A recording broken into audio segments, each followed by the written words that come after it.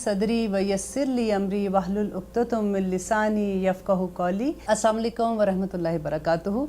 हम कुरान की तफ़सीर कर रहे हैं, जिसमें हमारा ये होगा कि हम 5 से 10 आयात लेंगे, वर्ड टू वर्ड ट्रांसलेशन करेंगे और फिर उसकी हल्की सी तफ़सीर किया करेंगे।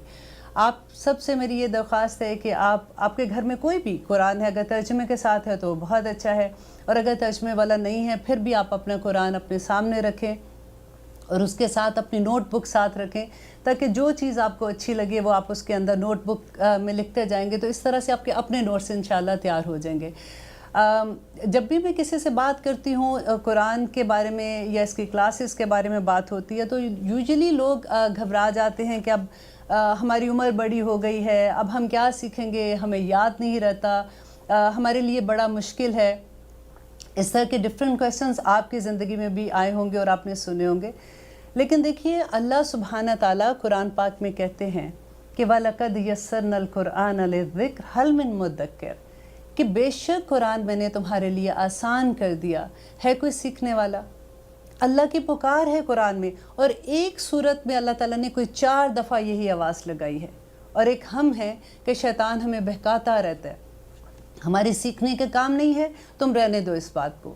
देखिए, जब हम कुरान पढ़ते हैं और हम नाज़रा कुरान पढ़ते हैं ना, फॉर एग्ज़ाम्पल हम रमज़ान में भी यूजुअली हर कोई पढ़ता है, हम एक रमज़ान में 5 भी कुरान ख़त्म कर लेते हैं, लेकिन क्या हमें समझ आती है? इल्ला माशाल्लाह बहुत से लोग हैं अल्हम्दुलिल्लाह जिनको समझ आती है। लेकिन यहाँ मैं बात कर रही हूँ एक आम लोगों की बात कर रही हूँ कि हमें कुछ समझ नहीं आती। मुझे जहाँ तक लगता है कि शैतान इतना खुश होता होगा कि अच्छी बात है, इनको लगा रहने दो, इनको समझ तो आनी कोई नहीं है, जब समझ नहीं आएगी तो ये अमल भी नहीं करेंगे। लेकिन आप बिलीव करें, द मोमेंट आप अंडरस्टैंड करने के लिए कुरान खोलते हैं ना, आप ये समझते हैं कि अब हमने कुरान को इल्म लेने के लिए खोलना है, हमने सीखना है कि इसमें अल्लाह सुब्हाना ताला ने क्या कहा है, तो फिर आपको इतना बिज़ी रखेगा, आज ये काम है, आज वो काम है, पहले ये कर लो, पहले वो कर लो। मैं आप लोगों को वार्न कर रही हूँ आज कि अगर आप वाकई कुरान का इल्म सीखना चाहते हैं ना, तो अभी से आऊज़ु बिल्लाहि मिनश शैतानिर रजीम ये बहुत ज़्यादा पढ़ना शुरू करें और अपने आप को अल्लाह की पनाह में दे दें कि अल्लाह सुब्हाना ताला हम ये इल्म सीखना चाहते हैं। अब होता क्या है कि जब हम ये कुरान का इल्म सीखते हैं, अगर हम नहीं सीखेंगे तो हम अमल कैसे करेंगे? हमारे अमल वही होंगे जो हमने अपनी माँ बाप से सीखे होंगे, नेबर से सीखे हैं, या हमें सोसाइटी ने सिखा दिए हैं, या हमने इधर उधर से पढ़ के सीख लिए होते हैं। लेकिन बाकायदा इल्म हमें लेने के लिए बहुत जो टाइम चाहिए होता है, उसमें हमें यूजुअली ये होता है कि अब हमें बिज़ी हैं, कई दफ़ा ये होता है जॉब कर रहे हैं, बच्चे छोटे हैं। अगर मैं किसी को ये भी बात कहती हूँ कि आप आए, तो कहती जी मसरूफ़ियत बहुत है, तो मुझे ये लगता है अच्छा ये फालतू लोगों का काम है, जिनके पास कोई मसरूफ़ियत नहीं, वो कुरान का इल्म लेते हैं। अब देखिए कि अल्लाह सुब्हाना ताला, अल्लाह अकबर, कुरान पाक में नबी करीम सल्लल्लाहु अलैहि वसल्लम को क्या फरमा रहे हैं कि वलक़द मन्नल्लाहु अलल मोमिनीना, कि बेशक मैंने एहसान किया मोमिनों पर, इस बासा फ़ीहिम रसूलन मिन अनफुसिहिम, कि मैंने उन्हीं में से रसूल को भेजा, यतलू अलैहिम आयातिही, कि वो तलावत करता है। सबसे पहला है तलावत करना, ठीक है, आयाती व युज़क्कीहिम। और सेकंड काम उसका क्या है? जब हमें कुरान की समझ आएगी तो हमारा तज़किया होगा, हमारा नफ्स पाक होगा, हमें पता चलेगा कि क्या चीज़ हमने करनी है, क्या नहीं करनी, अल्लाह सुब्हाना ताला किससे खुश होते हैं, हमारी ज़िंदगी का मकसद क्या है, हमें हर सवाल का जवाब वहाँ से मिल जाएगा। और तीसरी चीज़ कहते हैं अल्लाह सुब्हाना ताला व युअल्लिमुहुमुल किताब, और उनको किताब की तालीम देते हैं। कुरान का मकसद एक सबसे बड़ा यह है कि उनको कुरान की तालीम देते, वल हिकमा, और उनको हिकमत सिखाते। देखिए, तालीम के लिए अगर नबी करीम सल्लल्लाहु अलैहि वसल्लम जब मदीना में आए थे, तो सबसे पहले वहाँ पे हॉस्टल बना था, जहाँ पे जो सहाबा कराम सीखते थे, उनको असहाबे सफ़ा कहते हैं, तो वो वहाँ पे आके तालीम लिया करते थे। नबी करीम सल्लल्लाहु अलैहि वसल्लम ने ये इतनी खूबसूरत बात कही थी कि एक आलिम को, एक आबिद पे, आलिम वो है जैसे आप लोग अभी सुन रहे हैं, इल्म लेने की कोशिश कर रहे हैं, कोई भी जितना भी इल्म हम लेते हैं, जब हम ये अहद कर लेते हैं कि हमने ये इल्म लेना है, तो हम आलिम के दर्जे पे आ जाते हैं अल्हम्दुलिल्लाह। कि एक आलिम को, एक आबिद पे, वो जो पूरी रात इबादत करता है, وہ جو پورا دن عبادت کرتا ہے اس پر ایسے فضیلت ہے جیسے نبی کریم صلی اللہ علیہ وآلہ وسلم کو امت کے عام آدمی پر۔ سبحان اللہ، کہاں نبی کریم صلی اللہ علیہ وآلہ وسلم کی فضیلت اور کہاں ایک عام آدمی کی علم کی فضیلت۔ تو آپ دیکھیے، آپ علم حاصل کرنے کے لیے جب آپ گھر سے نکلتے ہیں تو نبی کریم صلی اللہ علیہ وسلم کہتے ہیں کہ فرشتے قدموں تلے اپنے پر بچھا دیتے ہیں، ہم ان کے پروں کے اوپر بیٹھ کر آتے ہیں، ہمیں نظر نہیں آتے کیونکہ یہ غائب کا علم ہے۔ سبحان اللہ، اس دنیا میں کچھ فرشتے ایسے ہیں جو بھیجے ہی اس لیے گئے ہیں کہ وہ ایسی محفلوں کو ڈھونڈتے ہیں جہاں پہ اللہ کا ذکر ہوتا ہے، جہاں پہ قرآن کا ذکر ہوتا ہے۔ اب ہم ذکر کر رہے ہیں، آپ اپنے گھر میں بیٹھ کے سن رہے ہیں، الحمدللہ یہ محفل ہے ہماری قرآن کی، اور وہ اس محفل میں وہ فرشتے کہتے ہیں کہ وہ پر اپنے بچھا کر قطار در قطار آسمان تک پہنچ جاتے ہیں، اور پہنچ کے کیا کرتے ہیں آپ کو پتہ ہے؟ وہ اس محفل میں بیٹھے ہوئے لوگوں کے لیے استغفار کرتے ہیں۔ ہم استغفار کیا کرتے ہیں؟ ہم صبح ایک تسبیح پڑھ لیتے ہیں، استغفر اللہ استغفر اللہ استغفر اللہ، سوچتے ہیں الحمدللہ آج کے پورے دن کی استغفار کر لی، اور آپ سوچئے کہ یہ فرشتے کس طرح کے، کتنی تعداد میں ہوں گے جو آسمان تک پھیل گئے ہیں، اور وہ ان لوگوں کے لیے استغفار کرتے ہیں جو ایسی محفل میں بھی بیٹھے ہوتے ہیں۔ سبحان اللہ، نبی کریم صلی اللہ علیہ وسلم نے فرمایا کہ جو طالب علم ہوتے ہیں نا، اللہ اکبر، جب میں ایسی کبھی بھی احادیث پڑھتی ہوں تو میرے اپنے رونگٹے کھڑے ہو جاتے ہیں کہ آسمان اور زمین کے درمیان میں جتنی مخلوق ہے، یہاں تک کہ پانی کے اندر مچھلیاں اور اپنی بلوں کے اندر جو چونٹیاں ہیں نا، وہ بھی اس کے لیے استغفار کی دعائیں کرتی ہیں۔ قیامت کے دن جو علماء ہیں وہ کہاں پہ بیٹھے ہوں گے آپ کو پتہ ہے؟ وہ نور کے ممبروں پہ بیٹھے ہوں گے۔ قیامت کے دن کی آپ نے پڑھا ہوگا، آپ لوگ سبھی الحمدللہ مسلمان ہیں اور جانتے ہیں کہ نفسا نفسی کا کیا عالم ہوگا۔ وہاں پہ حضرت عائشہ نے نبی کریم صلی اللہ علیہ وسلم سے پوچھا تھا کہ میں نے یہ سنا ہے کہ قیامت کے دن جب ہم اپنی قبروں سے اٹھیں گے تو سب لوگ ننگے ہوں گے، انہوں نے کپڑے نہیں پہنے ہوں گے، تو کیا ہمیں حیا نہیں آئے گی؟ تو نبی کریم صلی اللہ علیہ وآلہ وسلم نے فرمایا کہ عائشہ اس وقت نفسا نفسی کا یہ عالم ہوگا کہ کسی کو کسی دوسرے کا پتہ ہی نہیں ہوگا، اور اس دن یہ حالت ہوگی، گرمی کی یہ حالت ہوگی کہ کہتے اپنے پسینے میں انسان اپنی کان کی لو تک بھرا ہوا ہوگا۔ اللہ اکبر۔ اور عالم کدھر ہوں گے؟ نور کے ممبروں پر، وہاں چمک رہے ہوں گے۔ سبحان اللہ۔ اور کرنا کیا ہے ہم نے؟ دیکھیے، قرآن کا علم لینے کا آپ نے سوچ بھی لیا نا۔ میری ایک دوست تھی، اللہ بخشی، اللہ میاں اس کو جنت الفردوس میں جگہ دے، جب میں یہ کورس کر رہی تھی تو میں اکثر اس کو حدیث جیسے ہم پڑھتے ہیں، ہم ایک دوسرے کے ساتھ شیئر کرتے ہیں، تو میں اس کو کہتی تھی کہ میں نے یہ حدیث پڑھی ہے کہ جو عالم، جب ہم قرآن کا علم لے رہے ہیں نا، اس دوران میں اگر ہمیں اللہ نہ کرے، ہمیں موت تو آنی ہے، برحق ہے، ہماری موت آ جاتی ہے تو ہم سیدھے شہداء کے درجے پہ چلے جائیں گے الحمدللہ۔ تو عہد کر لیجئے آج سے کہ میرا جو بھی ٹائم ہوگا، جتنا بھی مجھے وقت ملے گا، میں نے طالب علم رہنا ہے۔ اللہ میاں، میں نے ساری زندگی یہ علم سیکھنا ہے۔ اب دیکھیں قرآن پاک میں اللہ تعالیٰ کہتے ہیں کہ شروع کی آیات آپ کو جب میں انشاءاللہ میں آپ کے ساتھ پڑھوں گی اور ہم لوگ سارے اس کو سیکھیں گے کہ about 20 آیات ہی آپ ختم کرتے ہیں تو اللہ تعالیٰ بتاتے ہیں ہمیں کہ ہمارا مقصد کیا ہے۔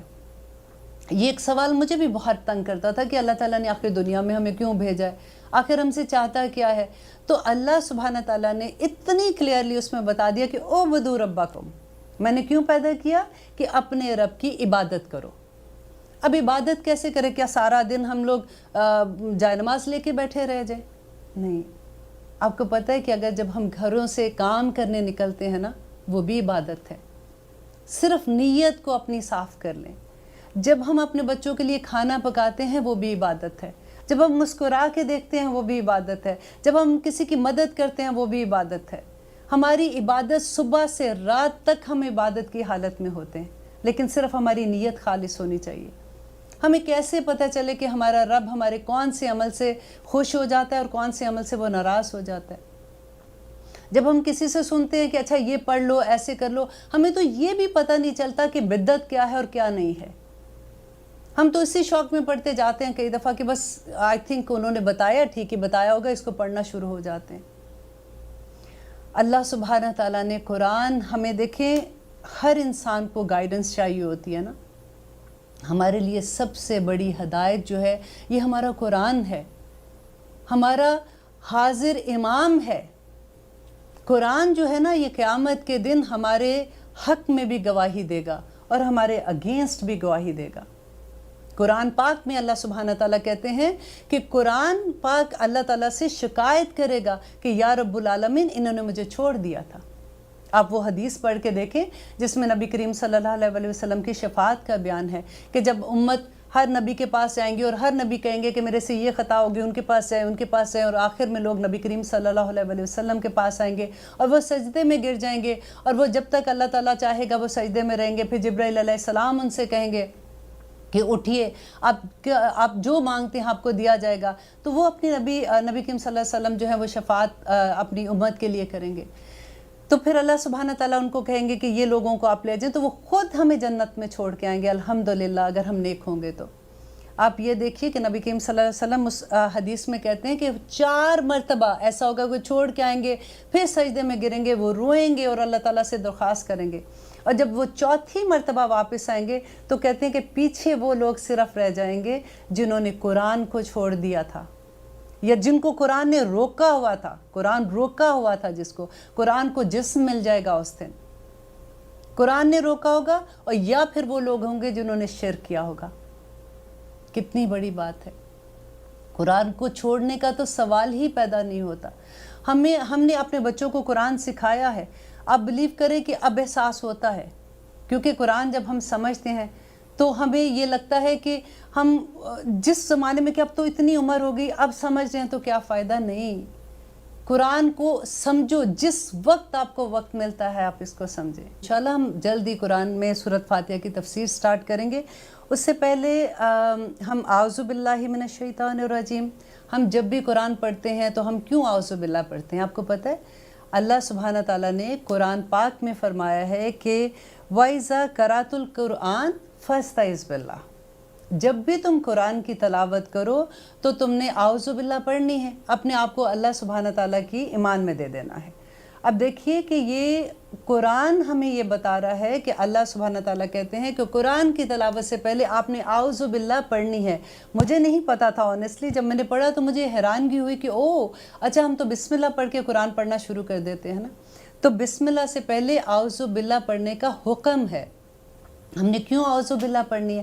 اب یہ ہوتا ہے کہ ہم تو نیک کام کرنے جا رہے ہیں، ہم کون سا کوئی غلط کام کرنے جا رہے ہیں کہ اللہ سے کہیں کہ اللہ میاں اس بچانا، اس مصیبت سے بچانا، اس آفت سے بچانا. لیکن ہم تو قرآن پڑھنے جا رہے ہیں، کیونکہ شیطان جو ہے اس کو کسی صورت یہ پسند نہیں ہے کہ ہم قرآن کا علم لیں. آپ دیکھیے کہ ابلیس کون تھا. اب ہمیں اللہ سبحانہ تعالیٰ جب ہم سورۃ بقرہ پڑھیں گے نا، آپ بلیو کریں آپ کو اتنا مزہ آئے گا، آپ کو اتنا مزہ آئے گا کہ آپ کا دل ہی نہیں چاہے گا کہ کوئی آیت، جیسے اگر ہم فار ایگزامپل 5 آیات کریں گے نا تو آپ کو افسوس ہی رہے گا کہ ہائے 6ٹھی بھی کاش آیت کو ہم لوگ آج کر لیتے. اتنا مزہ آتا ہے کیونکہ قرآن جو ہے نا وہ نزول کے حساب سے جیسے نازل ہوا تھا اس طرح سے قرآن کتاب کی شکل میں نہیں ہے. اور مجھے کبھی بھی پہلے سمجھ نہیں آتا تھا جب ہم سنتے تھے اچھا نازل ایسے ہوا تھا لیکن یہ کتاب کی شکل میں، تو واٹ از دا ریزن. لیکن جب آپ سورۃ بقرہ سٹارٹ کریں گے نا تو آپ کو اس کی بھی حکمت سمجھ آئے گی کہ اللہ سبحانہ تعالیٰ نے کیوں اس طرح سے ہمیں کتاب کی شکل میں دیا، اور کس طرح سے نزول فرق تھا اور کتاب کی شکل میں کیوں فرق ہے. اب دیکھیے اللہ سبحانہ تعالیٰ جو ہمیں بار بار وارن کر رہے ہیں کہ قرآن سٹارٹ کرنے سے پہلے اعوذ باللہ پڑھ لینا، تو یہ شیطان ہے کون، ہم اس سے کیسے بچیں، اور ہمیں کیوں بچنا ہے، اسے پتہ ہونا چاہیے نا. ہمیں اپنے دشمن کا تو پتہ ہونا چاہیے. اللہ سبحانہ تعالیٰ شروع میں سورۃ بقرہ میں بتا دیتے ہیں کہ شیطان جو تھا یہ ایکچولی ابلیس جو تھا یہ جنوں میں سے تھا، اور وہ اتنا عبادت گزار تھا. یہ بڑی ڈرنے کی بات ہے، ذرا غور سے سنیے گا کہ یہ اتنا عبادت گزار تھا، اتنا عبادت گزار تھا کہ اللہ سبحانہ تعالیٰ نے اس کو فرشتوں کے درجے پہ رکھا ہوا تھا. وہ ان میں آتا جاتا تھا، ان میں بیٹھتا تھا، اور کیونکہ عبادت اتنی کرتا تھا اللہ کے ڈیفینیٹلی فیورٹ بندوں میں ہوگا. اب ہوا کیا کہ جب آدم علیہ السلام کی تخلیق کا اللہ سبحانہ تعالیٰ نے سوچا اور اللہ تعالیٰ نے فرشتوں کو کہا کہ میں آدم بنانے والا ہوں اور میں وہ کریٹ کرنے والا ہوں، تو فرشتوں نے جو اللہ تعالیٰ کے ساتھ بات کی، یہ انشاءاللہ سورۃ بقرہ کے شروع میں آ جائے گا آپ کو، اس لیے میں ابھی وہ پورا قصہ نہیں بتاتی ہوں۔ تو جو ابلیس تھا نا، اس نے اللہ تعالیٰ نے جب ان کو کہا کہ آدم کو سجدہ کرو، تو فرشتوں نے تو سجدہ کر لیا، وہ فوراً سمعنا و اطعنا کہ انہوں نے سنا اور انہوں نے اطاعت کر دی، لیکن ابلیس نے سجدہ نہیں کیا۔ آپ کو پتہ ہے وجہ کیا تھی؟ کہ آدم علیہ السلام کو اللہ تعالیٰ نے نام سکھا دیے، ٹھیک ہے، علم کی بنا پہ آدم کو فضیلت ملی تھی، اور ابلیس نے کیا کیا تھا؟ ایک سجدے سے انکار کیا تھا، صرف ایک سجدے سے۔ تو اس کے جواب میں اللہ سبحانہ تعالیٰ نے اس کو کیا کہا تھا کہ تو مردود یہاں سے نکل جا، اس پہ لعنت ہے۔ ہم ایک فجر کی نماز میں کتنے سجدے چھوڑتے ہیں؟ 4 سجدے چھوڑتے ہیں، صرف ایک فجر کی نماز۔ اللہ ماشاءاللہ، میں سب کی بات نہیں کر رہی ہوں، ہم اپنے بچوں کو ہی دیکھ لیں۔ یہ بہت ڈر والی بات ہے کہ اللہ کے صرف ایک سجدے سے انکار پہ اللہ تعالیٰ نے اس کو کہاں پہ پھینک دیا۔ اور پھر اس کے بعد اللہ تعالیٰ نے آدم علیہ السلام کو جنت میں بھیجا، پھر آدم علیہ السلام نے وہ پھل کھا لیا۔ It was a beautiful story, انشاءاللہ سورۃ بقرہ میں آئے گی تو ہم اس کو ڈیٹیل میں دیکھیں گے۔ پھر آدم علیہ السلام کو اللہ تعالیٰ نے جب دنیا میں بھیجا تھا تو سب سے پہلے کیا کہا تھا؟ آپ کو پتہ ہے اللہ تعالیٰ نے آدم علیہ السلام کو اور حوا کو کہا تھا کہ اب تم دنیا میں اتر جاؤ، تمہیں ہماری طرف سے ہدایت آئے گی۔ جو اس کو ہدایت آئے گی، کون سی ہدایت آئے گی اللہ تعالیٰ کی طرف سے؟ یہ قرآن آئے گا۔ یہ قرآن جو تورات تھی، زبور تھی، انجیل تھی، اللہ تعالیٰ نے ہمیں پیدا کر کے پھینک نہیں دیا، اللہ تعالیٰ نے ہمیشہ ہمیں گائیڈنس دی ہے۔ تو میری طرف سے ہدایت آئے گی، جو اس کو مانے گا، جو اس پہ عمل کرے گا وہ کامیاب ہو جائے گا، اور جو نہیں عمل کرے گا وہ نہیں کامیاب ہوگا، سیدھی سی بات تھی۔ اور اللہ تعالیٰ نے ساتھ ہی وارن کر دیا کہ اس زمین پہ تمہارا دشمن یہ شیطان جو ہے یہ تمہیں بہکاتا رہے گا، کیونکہ اس نے اللہ سبحانہ تعالیٰ سے وعدہ کیا تھا کہ میں تیری امت کو آگے سے آؤں گا، پیچھے سے آؤں گا، دائیں سے آؤں گا، بائیں سے آؤں گا، اوپر اور نیچے کا وہ بھول گیا تھا، جس پہ کہا تھا کہ ہم سجدہ کر سکتے ہیں اور اللہ سے دعا کر سکتے ہیں۔ اس نے یہاں تک قسم کھائی تھی کہ میں بنی آدم کی نسلوں کی جڑیں کاٹ کے رکھ دوں گا۔ یہ قرآن کے لفظ ہیں۔ آپ اللہ سے اس کا مکالمہ جو ہے وہ پڑھیں گے تو آپ کو پتہ چلے گا کہ اس نے کتنی شدت سے کہا تھا کہ میں کس طرح سے ان پہ حملہ کروں گا۔ اللہ تعالیٰ نے کہا تھا کہ تو نے جو کرنا ہے تو کر، لیکن میرے متقی لوگ جو ہیں، میرے پرہیزگار لوگ ہیں، ان کا تو کچھ نہیں بگاڑ سکتا۔ یہ بڑی خوبصورت بات ہے، پتہ دل کو ایک چین بھی پڑ جاتا ہے کہ الحمدللہ اگر ہم کوشش کر رہے ہیں نا، ہم اللہ تعالیٰ کے راستے میں بھاگنے کی کوشش کر رہے ہیں، اللہ تعالیٰ کو منانے کی کوشش کر رہے ہیں، الحمدللہ اللہ تعالیٰ ہمیں اپنے متقی لوگوں میں قبول کر لے تو پھر ہمارا شیطان کچھ نہیں بگاڑ سکے گا انشاءاللہ۔ لیکن شیطان ہمیں وسوسے ڈالتا رہتا ہے۔ قل اعوذ برب الناس کیا ہے؟ قل اعوذ برب الفلق کیا ہے؟ اللہ تعالیٰ نے کہا کہ ایوری نائٹ پڑھو، اپنے اوپر دم کرو۔ نبی کریم صلی اللہ علیہ وسلم اپنے ہاتھ پہ پھونکتے تھے، جہاں تک ہاتھ جاتا تھا وہ اس کو اپنے جسم پہ لگاتے تھے، دم کرتے تھے تاکہ شیطان سے میں دور رہوں۔ اور یہی امت کو سکھایا، کیونکہ نبی کریم صلی اللہ علیہ وسلم کا ہر عمل ہی امت کے لیے تھا، امت کو سکھانے کے لیے تھا۔ تو شیطان کے حملے سے بچنے کے لیے ہمیں قرآن کا علم، تو ہمیں جب پتہ ہوگا تو ہم کریں گے نا یہ ساری چیزیں۔ قرآن کا سفر جو ہے نا، دیکھیں جیسے آپ یہ دیکھیں سائن بورڈ ہوتے ہیں۔ اب میں نے یہاں سے، اگر میں اسٹوڈیو میں ہوں اس وقت، میں نے یہاں سے اپنے گھر جانا ہے، مجھے راستہ فار ایگزامپل نہیں آتا، میں پہلی دفعہ جا رہی ہوں، تو میں کیا کہوں گی؟ سائن بورڈ پڑھوں گی، اچھا یہاں سے جانا ہے، اور میں اپنے گھر پہنچ جاؤں گی۔ لیکن جب میں سائن بورڈ ہی نہیں دیکھوں گی، مجھے پڑھنا ہی نہیں آ رہا سائن بورڈ کو، تو میں کیسے گھر پہنچوں گی؟ ایک سائن بورڈ مجھے اگلی راستے کا پتہ دیتا ہے نا۔ اسی طرح قرآن کا ہر آیت آپ سوچ لیں ایک سائن بورڈ ہے جو جنت کے راستے کی طرف ہمیں لے کے جا رہی ہے۔ اور یہ راستہ اتنا خوبصورت راستہ ہے جس کی کوئی حد نہیں، اور اتنا آسان راستہ ہے کہ میں آپ کو بتا نہیں سکتی ہوں، کیونکہ دیکھیں جب تک ہم عہد نہیں نہ کر لیتے تو بہت مشکل لگتا ہے، جم جاؤ نا تو آسانی ہو جاتی ہے۔ ابھی سورۃ بقرہ میں اللہ سبحانہ تعالیٰ کہیں گے کہ یہ جو کشتی کے پارٹ پہ بیٹھ جاتے ہیں نا، جو کبھی لڑک کے ادھر چلے گئے، کبھی لڑک کے ادھر چلے گئے، کہیں نہیں پہنچتے. ایک وہ کہتے ہیں نا دھکا لگے گا تو پانی میں گر جاؤ گے یا پھر دوسری طرف گر جاؤ گے.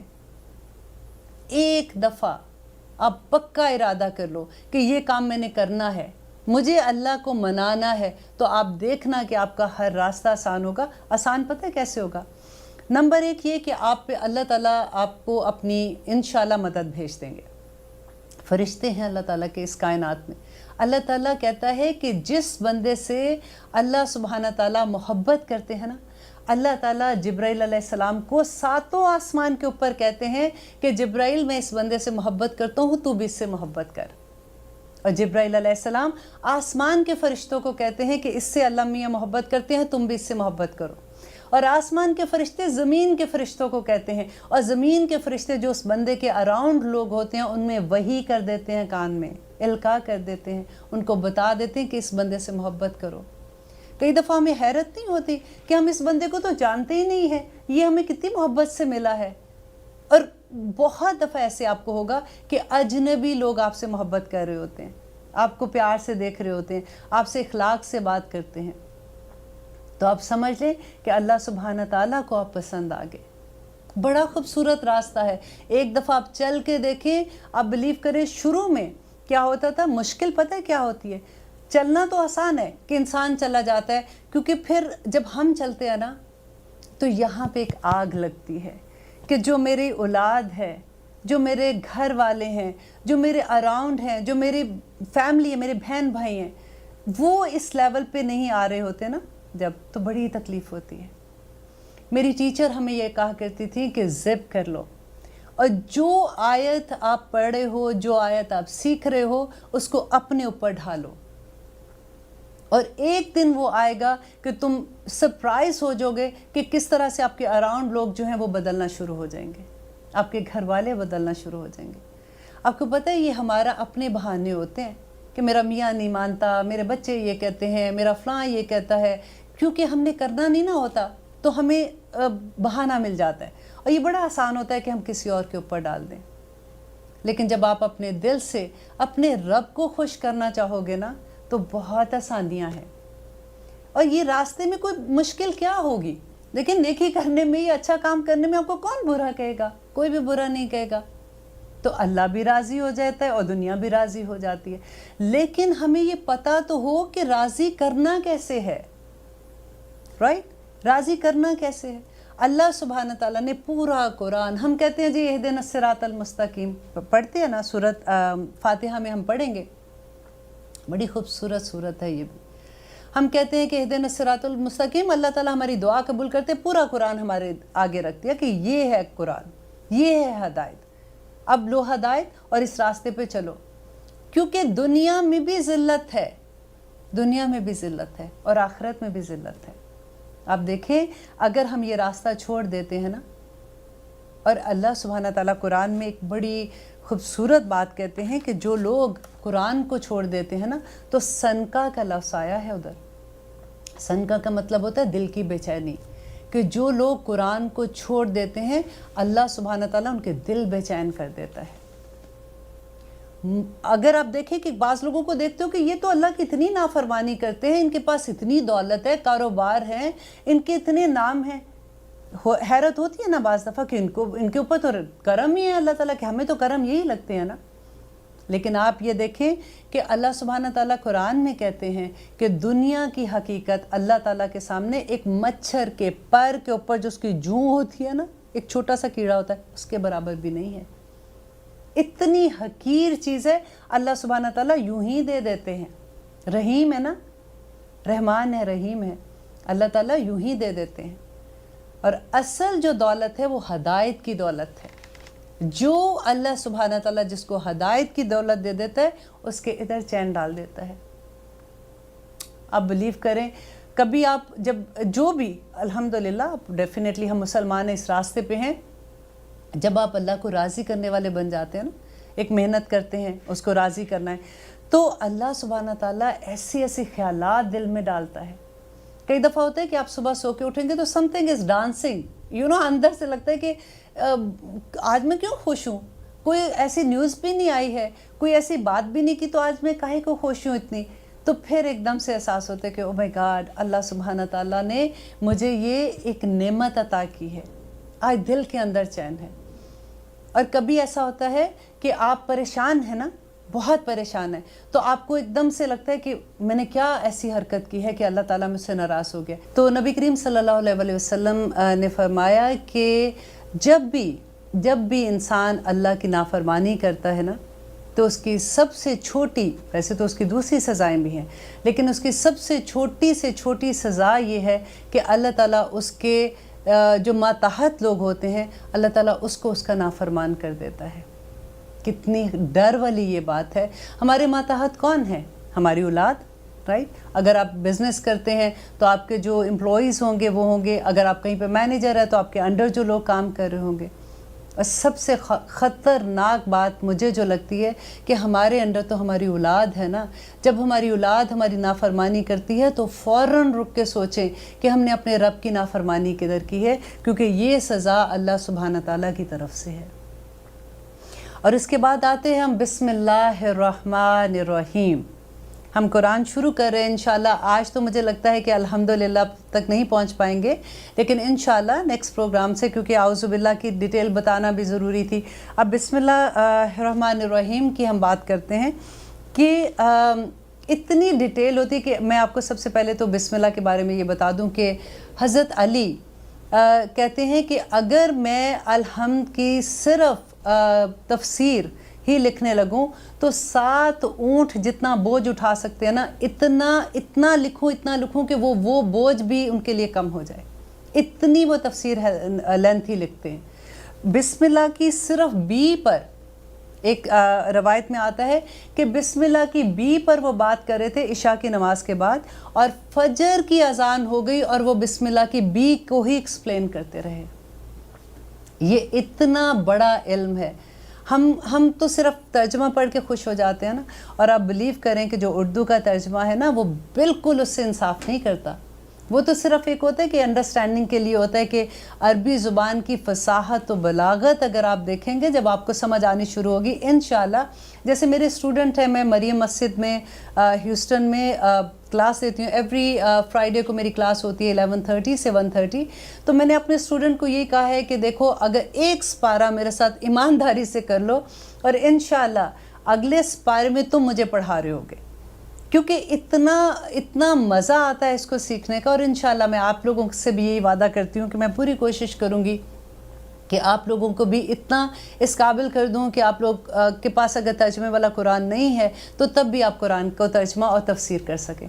تفسیر یہی ہوتی ہے کہ اللہ جو بھی آیت ہے آپ کو اس کی انڈرسٹینڈنگ ہو جائے. قرآن اتنا آسان ہے, آپ دیکھیں کہ اس میں 65% ورڈز جو ہیں وہ اردو کے ہیں. پورے قرآن میں آپ دیکھ لیں 65% ورڈز بہت بڑے زیادہ لفظ ہیں, کیونکہ اردو کے بہت سے لفظ ایسے ہیں جو عربی اور اردو کے ایک جیسے ہیں.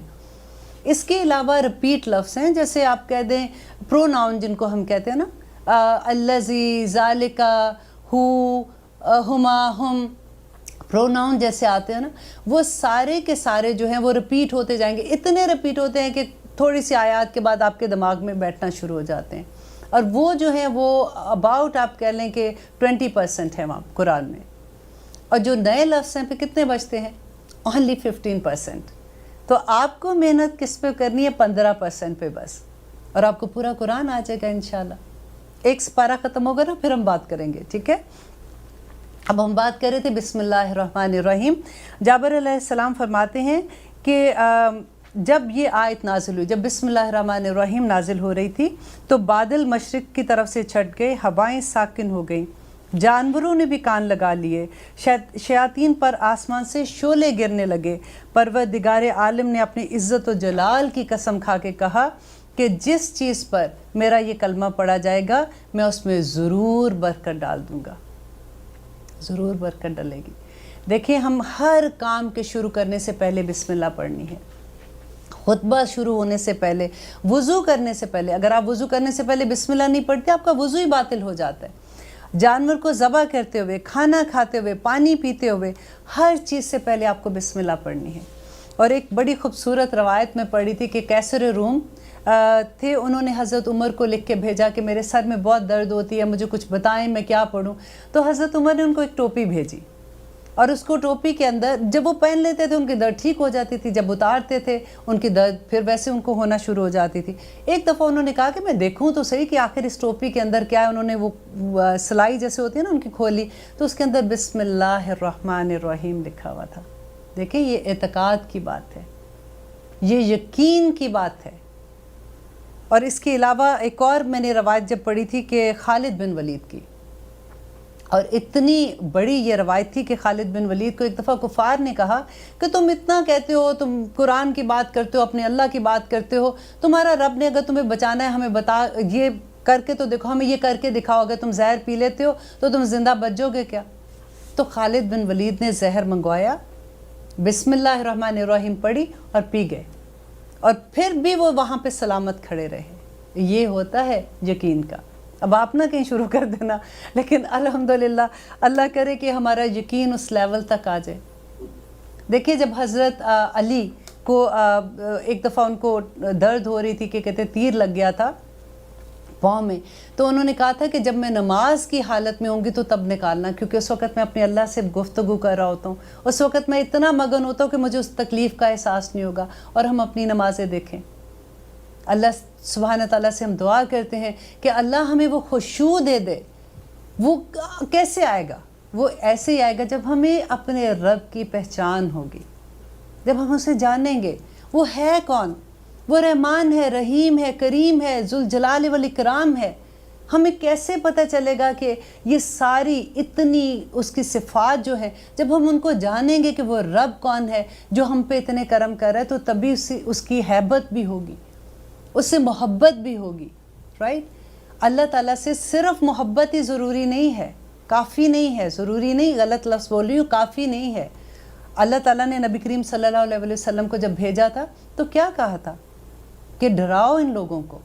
और अंजार का जो लफ्ज़ है ना बड़ा खूबसूरत है। वो डराना नहीं होता जैसे हम किसी शेर को देख के डर के भाग गए, वो डराना नहीं है।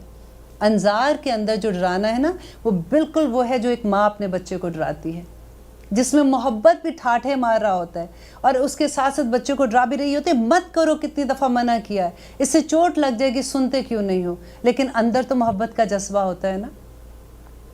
लेकिन अल्लाह ताला ने नबी करीम सल्लल्लाहु अलैहि वसल्लम को बार बार ये कहा कि इनको बताओ, इनको अंजार करो, इनको अल्लाह ताला की रहमतें भी याद कराओ। ये बार बार आप हिस्ट्री तो खोल के देखें अपनी।